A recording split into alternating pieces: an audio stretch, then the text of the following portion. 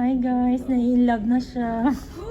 Sabi yung nai-inlove na siya sa Osmo Pocket 3. Mera!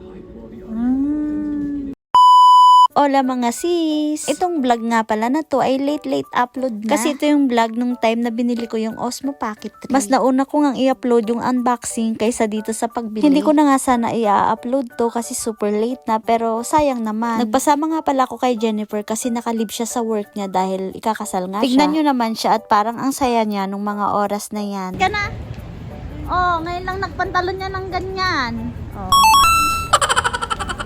Bago pala kami umalis, nag-search muna ako kung saan mabibili yung Osmo Pocket 3. Nung nagpunta kasi kami ng mall, tapos naghanap kami dun sa may Media Mart, wala. GoPro lang ang meron sila. Kaya nag-search ako sa Google kung saan pwedeng bumili dito sa Madrid. Dalawa yung na-search ko na pwedeng mabilihan ng Osmo Pocket 3. Una kaming pumunta sa FNAC sa sentro. Mas malapit sana yung isang shop sa apartment namin kasi walking distance lang. Pero sarado pa siya nung mga oras na lumabas kami. Naka-break time siguro sila kasi alas 2 nung lumabas kami. 4 PM pa yung bukas nung shop nila. Kaya dito na lang muna kami pumunta sa FNAC. Bilihan pala to ng mga gadgets at saka mga electronics na gamit. Aakyat pala kami sa second floor kasi andun yung mga camera.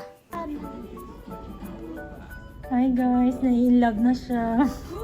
Sabi yung nai-inlove na siya sa Osmo Pocket 3. Mera!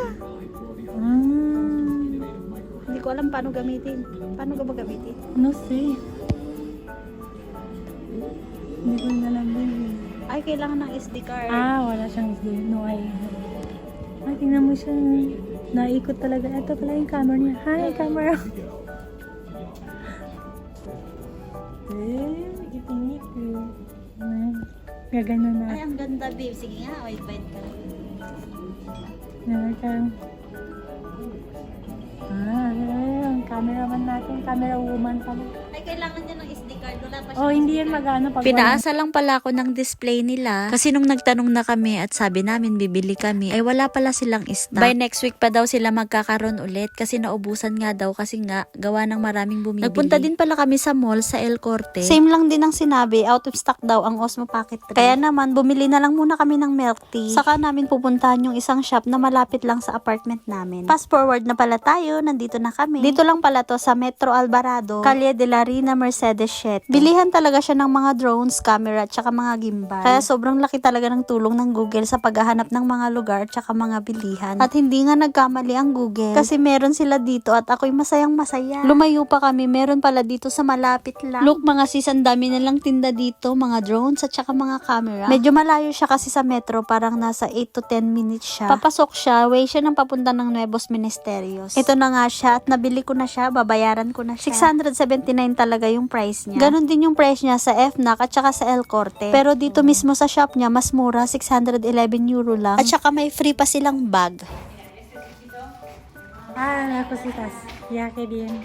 Perfecto.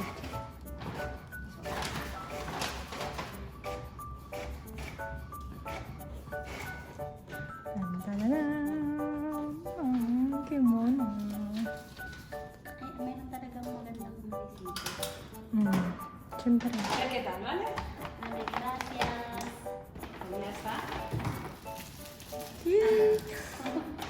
Happy na talaga ako ng mga oras na yan kasi nabili ko na yung dream video camera ko. Hanggang dito na lang muna. Thank you for watching. I love you all.